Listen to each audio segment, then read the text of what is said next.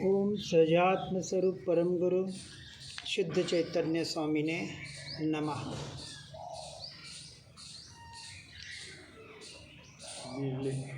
ज्ञानसार अष्टक 11 निर्लेप। संसारे निवसन स्वार्थसज्जः कज्जलवेश्मनि लिप्यते निखिलो लोको ज्ञानसिद्धो न लिप्यते। कज्जल गृहादि स्वरूप जग में स्वार्थ से सब लिप्त है। कभी राग में, कभी द्वेष में, कभी काम में उद्दीप्त है। पर ज्ञान सिद्ध मुनीश तो नहीं लिप्त होता है कभी।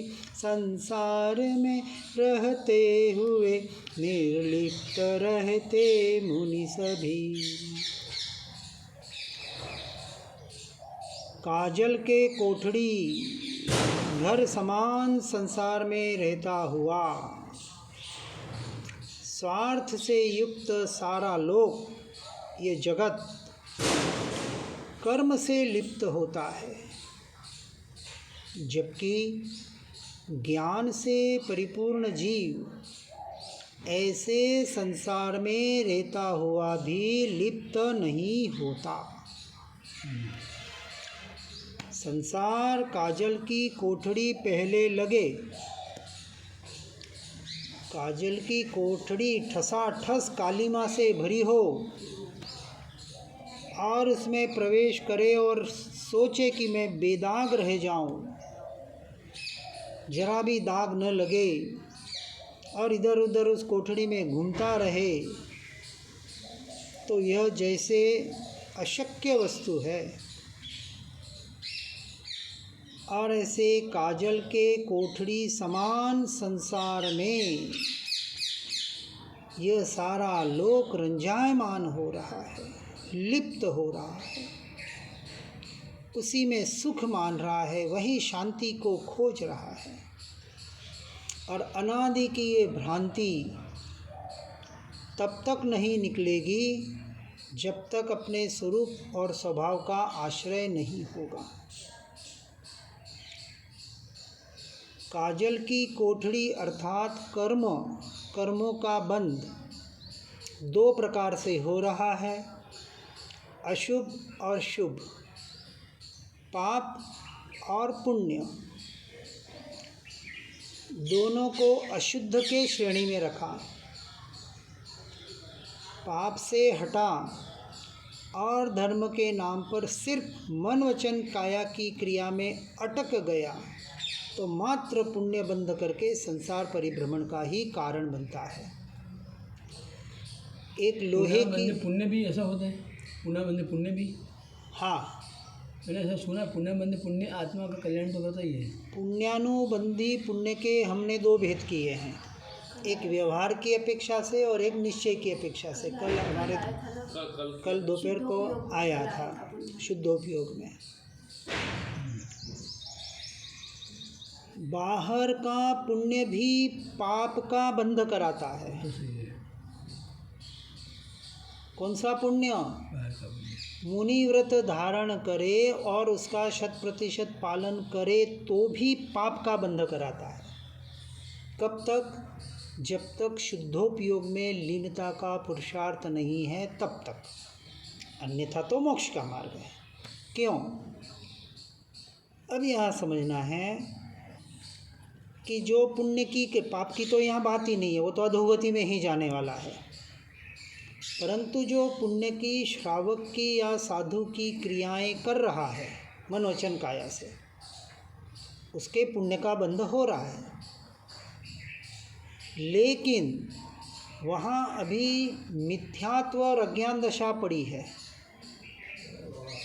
चारित्र मोह पे काम कर रहा है, लेकिन दर्शन मोह वैसा का वैसा पड़ा है।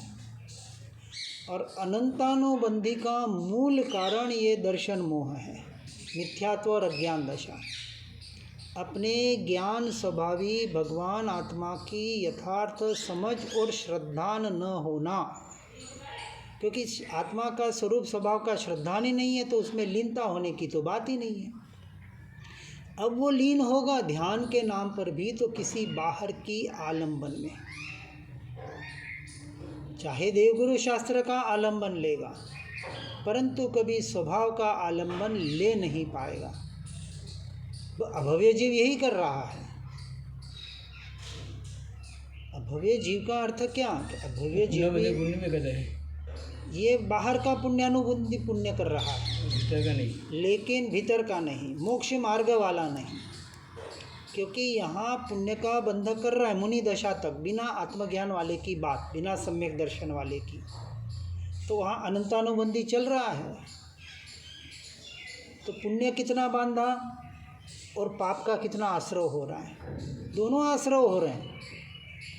एक तो पुण्य भी आश्रव है, सोने की बेड़ी है, और साथ में अनंतानुबंधी रूपी आश्रव चल ही रहा है इस मिथ्यात्व की वजह से, इस अज्ञान दशा की वजह से, इस दर्शन मोह की वजह से। अब बोलो फायदा है कि नुकसान है? नुकसान ही नुकसान है।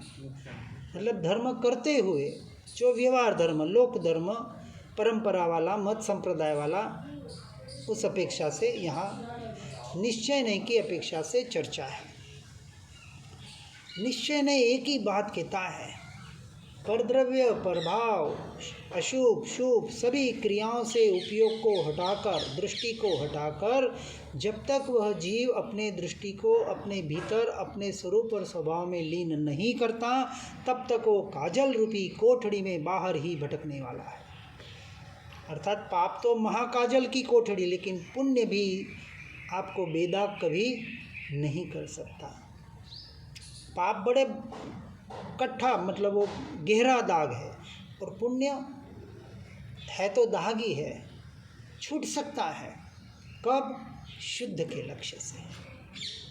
दोनों छूटना है, यही बात यहाँ बता रहे हैं। क्या कहें?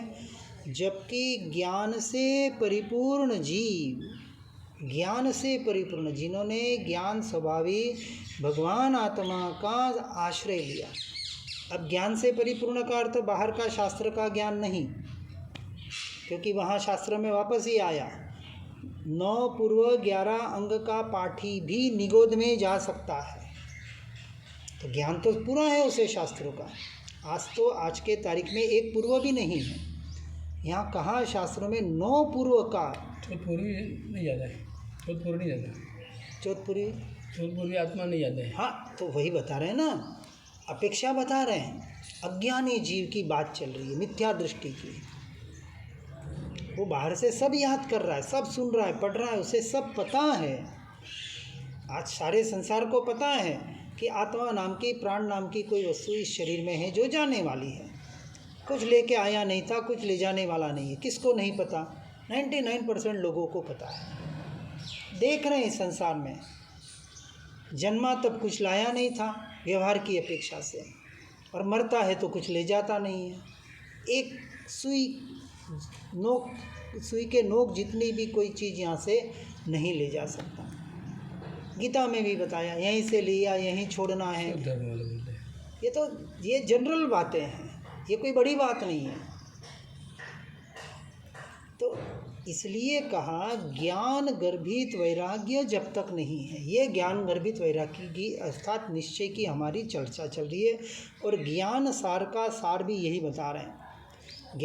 ज्ञान से परिपूर्ण जीव ऐसे संसार में रहता हुआ भी उसमें लिप्त नहीं है ना, सिद्धो न लिप्त थे। हाँ, अब ऐसे संसार में कौन कौन है? तो कहा चौथे गुणस्थानक से लेकर 13वें गुणस्थानक तक के जीव अभी संसार में ही, व्यवहार रूपी संसार में। वैसे तो 14 राजलोक संसार करेंगे तो सिद्ध भी उसमें आ गए, लेकिन जिसे हम व्यवहार से संसार कहते, सशरीरी, शरीर सहित, तो कौन? अपेक्षा से पहले से 13वें गुणस्थानक तक।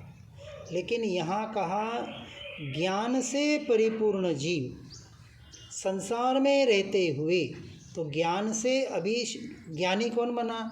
तो चौथे गुणस्थानक में जिसने अपने ज्ञान स्वभावी भगवान आत्मा का आश्रय करके उसी में ही मैं मेरा अपना पूर्ण कर दिया, और जिसका पर से परद्रव्य प्रभावों से 100% मैं मेरापना हट गया। ये सम्यक दर्शन की परिभाषा। अब वो चौथा गुण स्थानवर्ती अविरत सम्यक दृष्टि संसार में होते हुए भी संसार में नहीं है, क्योंकि वहाँ मोहाशक्ति टूट गई, अभी राग द्वेष पड़ा है। अब उस मोह को तोड़ने के बाद अब आगे के गुण स्थानक में 5वें में द्वेष जाएगा और 10वें के अंत में राग जाएगा। तब तक वो संसारी है, क्योंकि 11वें से गिर सकता है, फिर पहले में आ सकता है। और केवल ज्ञान होने के बाद ज्ञान की परिपूर्णता बताई। जो पहले गुणस्थानक से उसने शुरू की थी सम्यक्त्व सन्मुख बनकर, चौथे में उसके अंश को पाया था और उसकी परिपूर्ण दशा केवल ज्ञान में प्रकट की।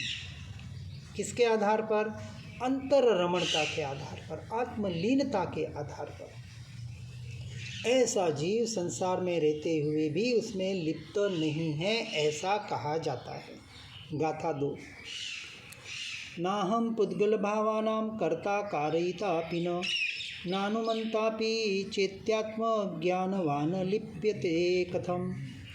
पुद्गल स्वरूपी भाव का कर्ता नहीं, कारक नहीं, अनुमोदना करता नहीं, जड़ भाव का धारक नहीं। मैं ज्ञान रूपी चेतना हूँ, लिप्त में होता नहीं, ऐसा हो चिंतन साधु का तो लिप्त कैसे हो सही।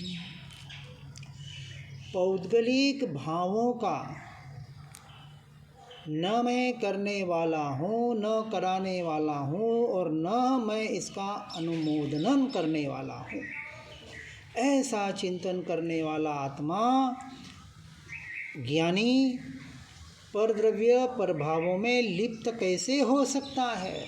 अर्थात कभी नहीं हो सकता। क्या कह रहे हैं यहाँ? पौद्गलिक क्रिया की बात नहीं है। मन वचन काया की क्रिया तो पौद्गलिक क्रिया, यहाँ पौद्गलिक क्रिया नहीं कहा, पौद्गलिक भावों का।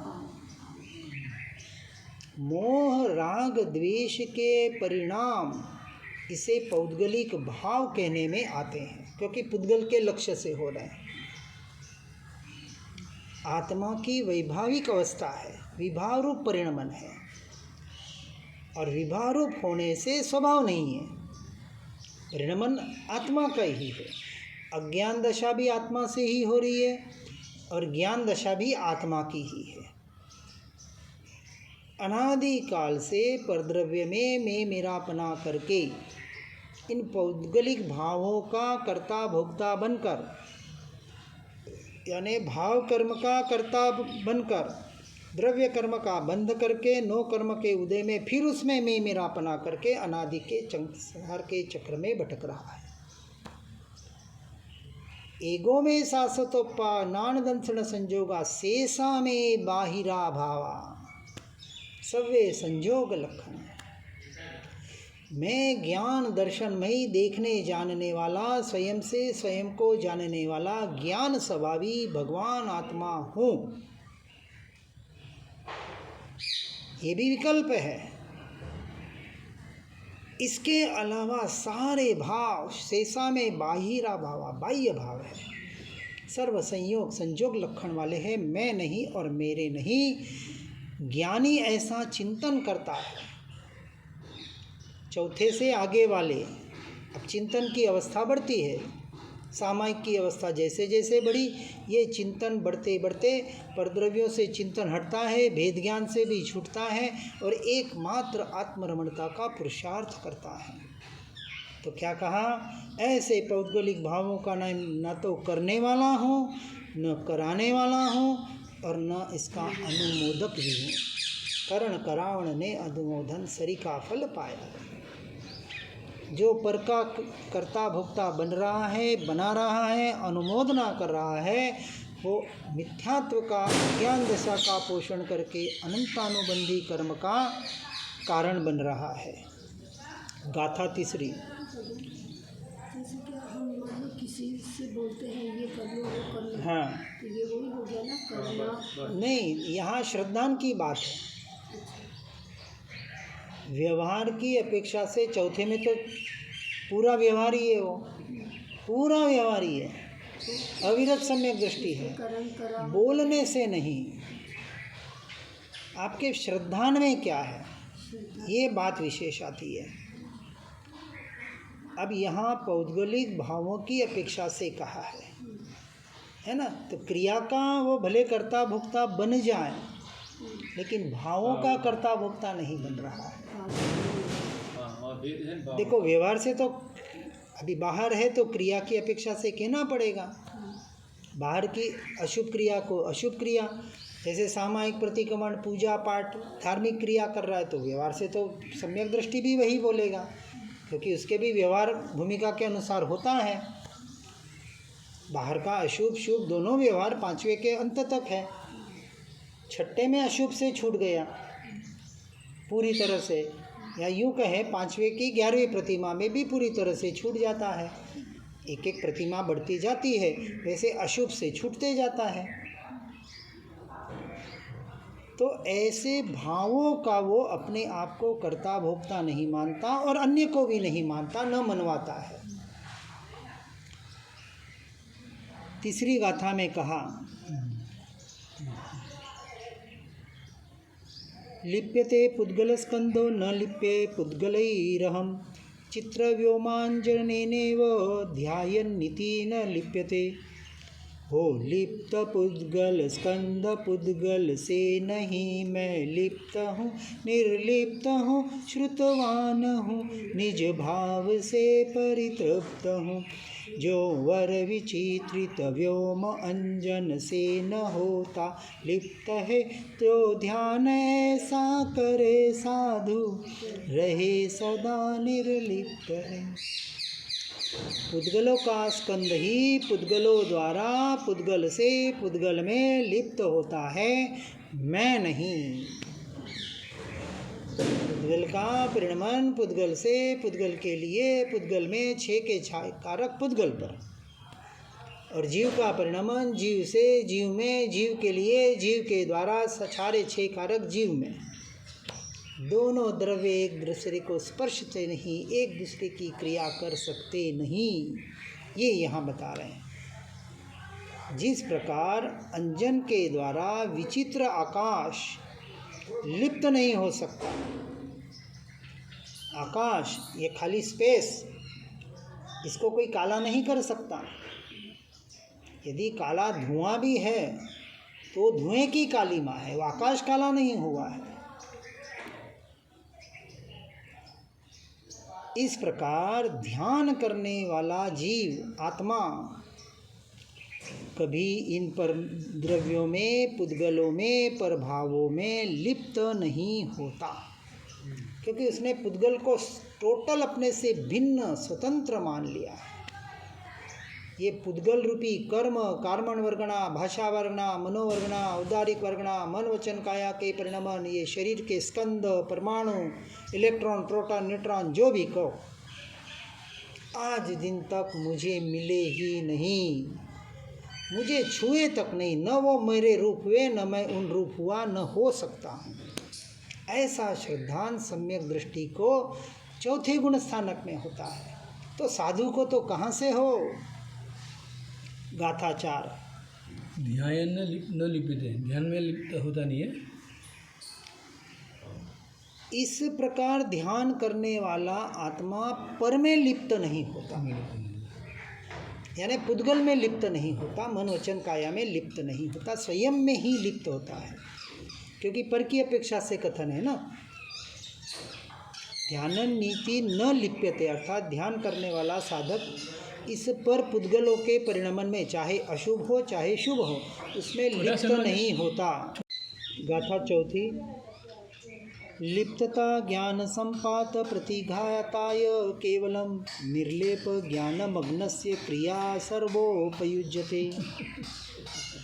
हो भान ऐसा आत्मा निर्लिप्त रहता है सदा, उसी क्रिया उपयोग सम परिणाम रहता सर्वदा। ना लिप्तता का ज्ञान आवे, रोकती उसको क्रिया, शुभ ध्यान योगी साधु का निर्लिप्त रहता है जिया। आत्मा निर्लेप है, ऐसे निर्लेप ज्ञान में मग्न आत्मा को, देखो पूरी बात बता दी, पूरा सार इसमें आ गया, ज्ञान का सार। कैसा कि आत्मा स्वभाव से निश्चय से निर्लेप ही है। ऐसे निर्लिप्त शुद्ध स्वभावी ज्ञान स्वभावी आत्मा के लक्ष्य से ऐसे निर्लेप ज्ञान में मग्न आत्मा को सभी आवश्यक आदि क्रियाएं केवल आत्मा कर्मबद्ध है, ऐसे लिप्तता के ज्ञान के आगमन को रोकने के लिए उपयोगी बनती है।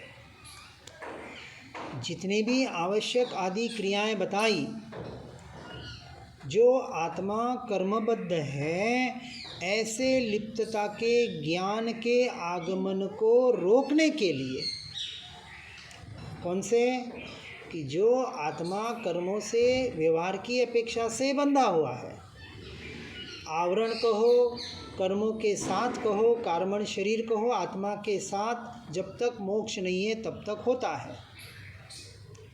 तो आवश्यक क्रियाएं, बाहर की क्रिया जब तक करता रहेगा तब तक कर्म का बंध है। इसलिए निश्चय से कहते हैं एक ही आवश्यक और एक ही कर्तव्य। कौन सा कर्तव्य?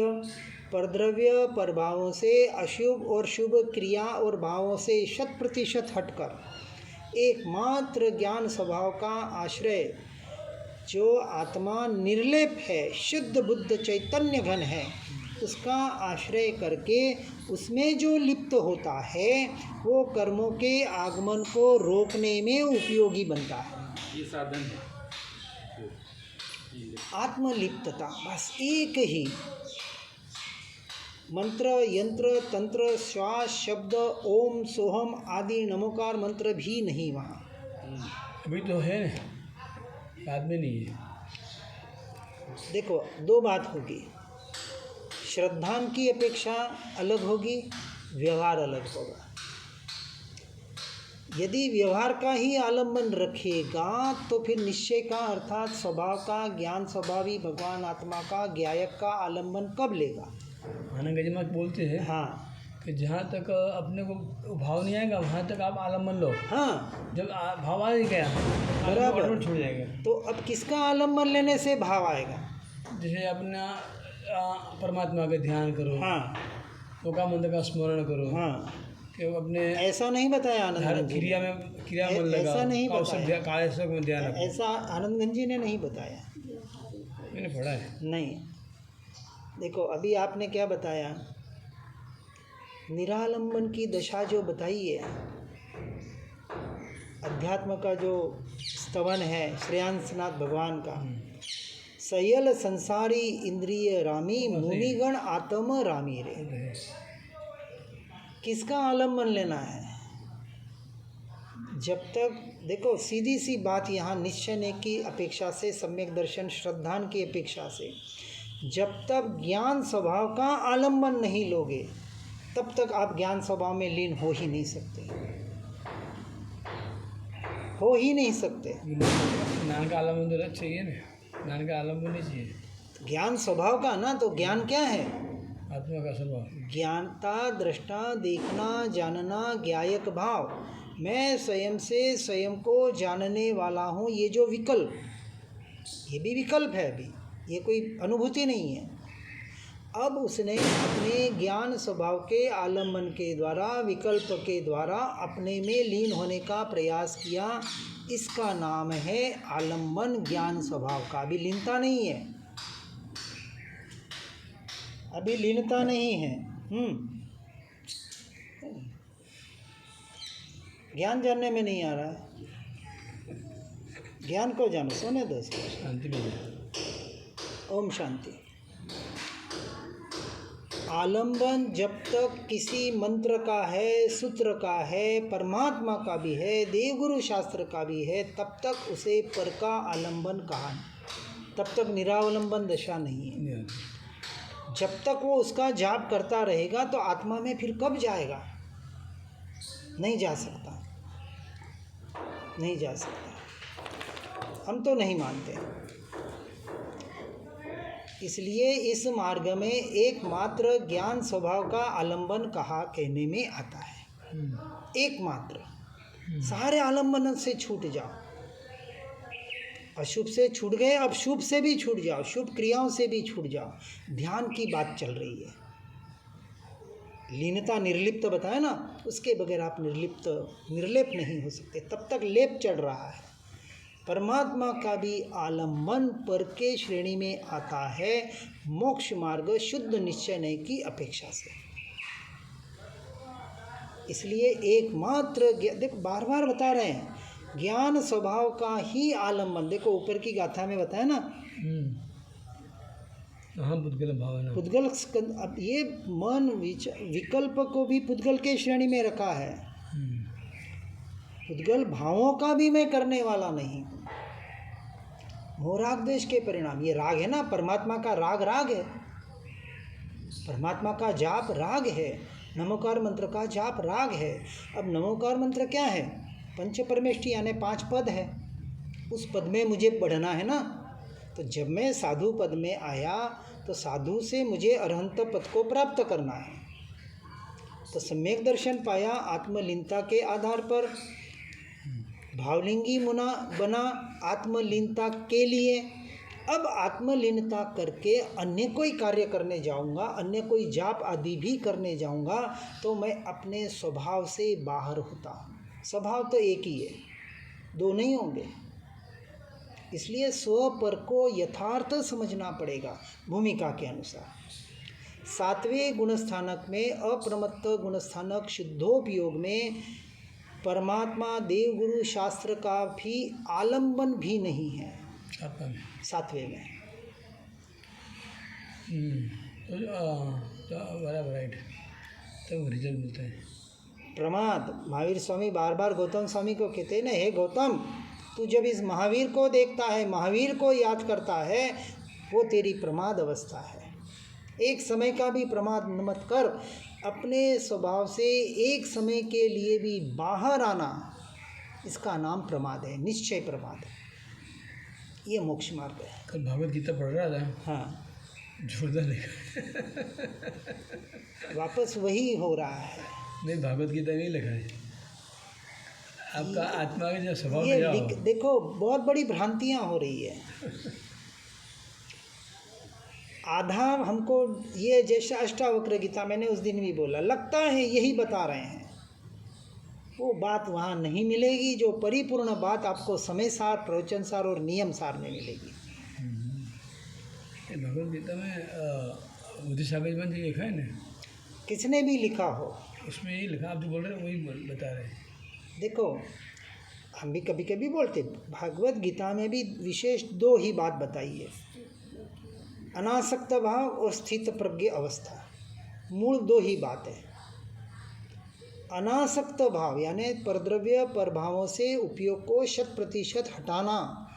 हटाना का मतलब उसमें मैं मेरापना न होना, इसका नाम है अनासक्त भाव। और स्थित प्रज्ञ स्थिति यानी स्थित प्रज्ञ, प्रज्ञा यानी ज्ञान, ज्ञान स्वभाव में स्थिर होना। बात तो वही है। अब वहाँ दूसरी जो बातें हैं, वहाँ फिर विरोध आ जाएगा। जैसे देव के बारे में, वहाँ वितरागी परमात्मा की बात नहीं है।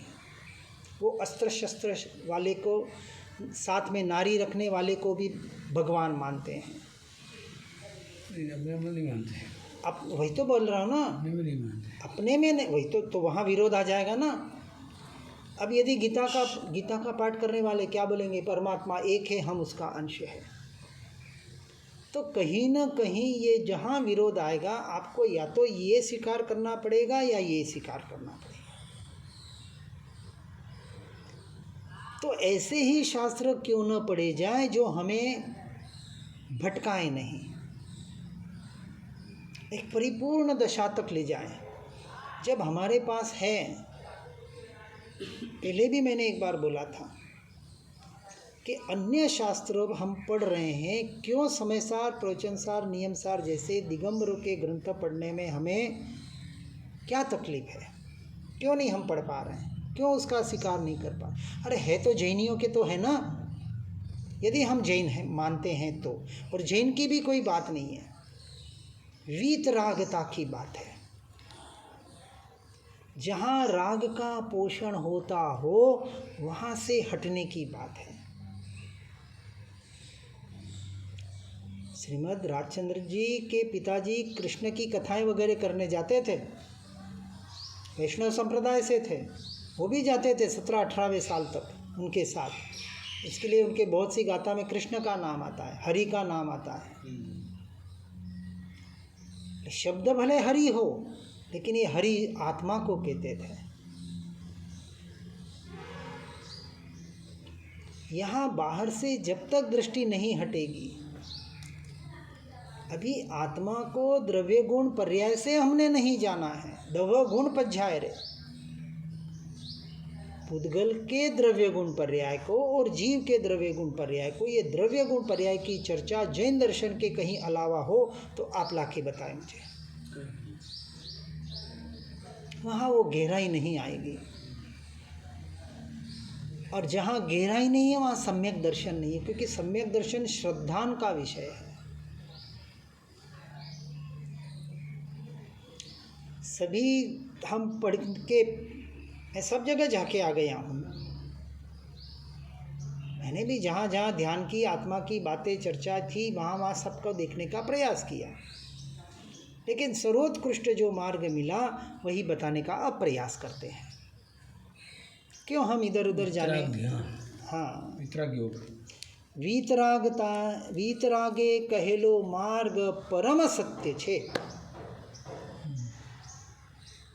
ये जब तक श्रद्धा नहीं होगा तब तक वह पर में अटक जाएगा। इसलिए आत्मा निर्लेप है। उस निर्लेप आत्मा का ध्यान करने से अपनी पर्याय शुद्ध होती है। शुद्ध का ध्यान लक्ष्य करने से पर्याय शुद्ध होती है, अशुद्ध का लक्ष्य करने से वही पर्याय अशुद्ध के श्रेणी में जाती है, जो कर्म बंध का कारण बनती है। और अशुद्ध में पाप और पुण्य दोनों को लिया है। ये चर्चा जैन दर्शन के अलावा शायद ही कहीं मिलेगी कि जो पुण्य को पाप कहे, धर्म क्रिया को पाप कहे। पाप नहीं है फिर कह रहे हैं, लेकिन संसार में ही भटकाने वाला होने से पापानुबंधी पुण्य कहा उसे, अनंतानुबंधी का, मिथ्यात्व का, अज्ञान दशा का, दर्शन मोह का बंध करा रहा है। ये क्रिया वाले धर्म की मान्यता। क्रिया तो सम्यक दृष्टि को भी है, लेकिन वो क्रिया में धर्म नहीं मान रहा है। पूरे 11 प्रतिमा का पालन करता है श्रावक अवस्था में, साधु अवस्था में पंच महाव्रत, अपने अष्टाई मूलगुण या जो भी आहार विहार निहार क्रिया की सबका पालन करता है। बिल्कुल शुद्ध से शुद्ध करेंगे भावलिंगी मुनिराज भी, लेकिन उन्हें पता है ये बाहर की क्रिया धर्म प्रवचन में मिलता हूँ कभी कभी नहीं है। ये सामयिक प्रतिक्रमण, पूजा, आराधना, तप, जप, ये आत्मा का लक्षण नहीं है। हाँ, ये कर्मों के लक्षण है। इस मोह आत्मा का कल्याण करने वाला धर्म नहीं है। तो आत्मा स्वभाव में रहना वो धर्म है। बराबर। इससे प्रवृत्ति, पुण्य की प्रवृत्ति करा दी है। अब देखो यहाँ थोड़ा अपने को सुधार कर सकते हैं। इसमें सामायिक प्रतिक्रमण, पूजा पाठ या जो भी बाहर के व्यवहार बताया है, धर्म नहीं है। उसको व्यवहार निश्चय पूर्वक जब तक नहीं करेंगे, निश्चय के लक्ष्य से जो कर रहे हैं, अब वहाँ सामायिक प्रतिक्रमण की परिभाषा बदल जाएगी। तो वहाँ भी कहेंगे सामायिक करे, प्रतिक्रमण करे, लेकिन ये व्यवहार, आत्मा का चिंतन, आत्मा का ध्यान, सो ही सामायिक और प्रतिक्रमण है। ये निश्चय। तो निश्चय का जब तक लक्ष्य नहीं है तब तक व्यवहार कोई काम का नहीं है, ऐसे बताने का प्रयास करना। पूरा निषेध नहीं किया है। नियम सारजी में कुंद आचार्य कहते हैं आत्मा ही सामायिक है, आत्मा ही प्रतिक्रमण है, आत्मा ही प्रत्याख्यान है, आत्मा ही त्याग है, सब कुछ आत्मा है। किस अपेक्षा से? अपनी आत्मा में लीन होना, समय में आना सो सामायिक, जिससे परद्रव्य प्रभाव से 100% हटना होता है, पापों से हटकर स्वभाव में आने वाला प्रतिक्रमण होता है।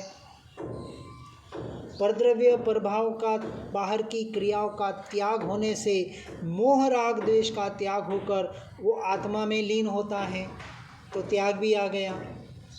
अब अपने स्वभाव में स्वरूप में अनंत काल के लिए लीन होने की उसने प्रतिज्ञा की, तो प्रत्याख्यान पचकाण भी उसमें आ गया।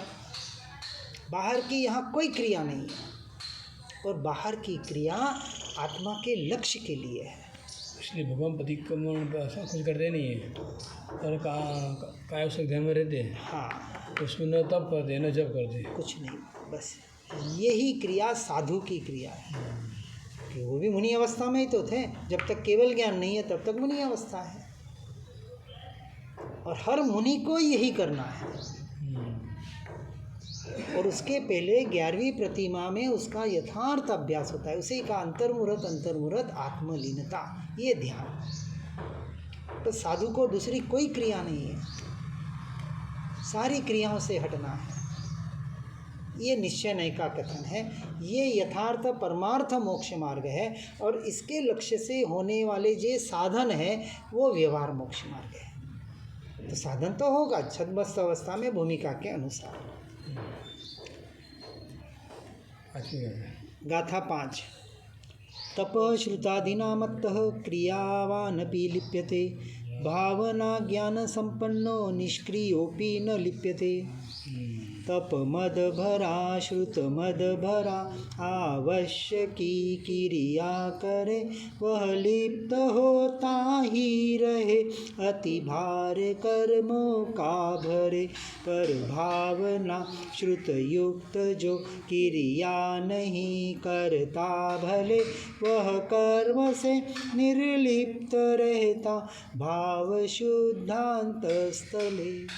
ये बात बता दी ना, कौन सी क्रिया, और ऊपर क्रिया के अष्टक में भी आया था। तप और श्रुत आदि से अभिमानी बना आत्मा क्रियावान होने पर भी वह लिप्त होता है, निर्लिप्त नहीं है अभी वो। पूरी बात बता दी जो अपन ने पहले बात ली। अब और क्या कहें, यशोजी जी महाराज बता रहे हैं कि जो बाहर की क्रिया में लिप्त हुआ, नमोकार मंत्र में, बाहर के जाप में जो लिप्त हो रहा है वो अपने से दूर है, स्वभाव से दूर है।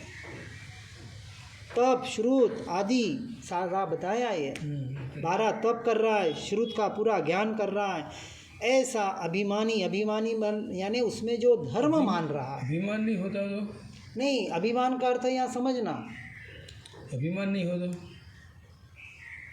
तो भी वो धर्म नहीं है। ऐसा बोला, उसमें धर्म मानना ही अभिमान है। उसमें मैं मेरापना आ रहा है ना, मैं धर्म कर रहा हूँ, मैं धर्म कर रहा हूँ, ये तो अभिमान है।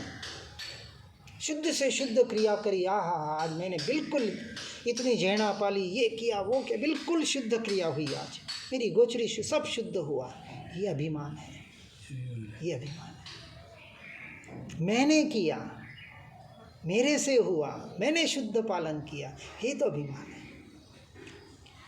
ये शुभ वाला अभिमान, वो अशुभ वाला अभिमान, पद प्रतिष्ठा, ये सारा अभिमान है।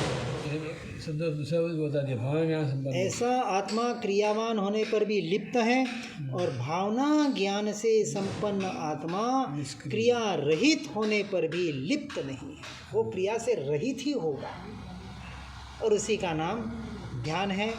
ऐसे अपने ध्यान स्वभाव में, अपनी आत्मा में, अपने स्वरूप और स्वभाव में आगे बढ़कर मोक्ष मार्ग में यथार्थ आगे बढ़ने का प्रयास और पुरुषार्थ करें। भावना धर्म बताए ना। हाँ, भावना धर्म यानी लास्ट में आत्मलीनता का नाम उसे ज्ञायक भाव कहा।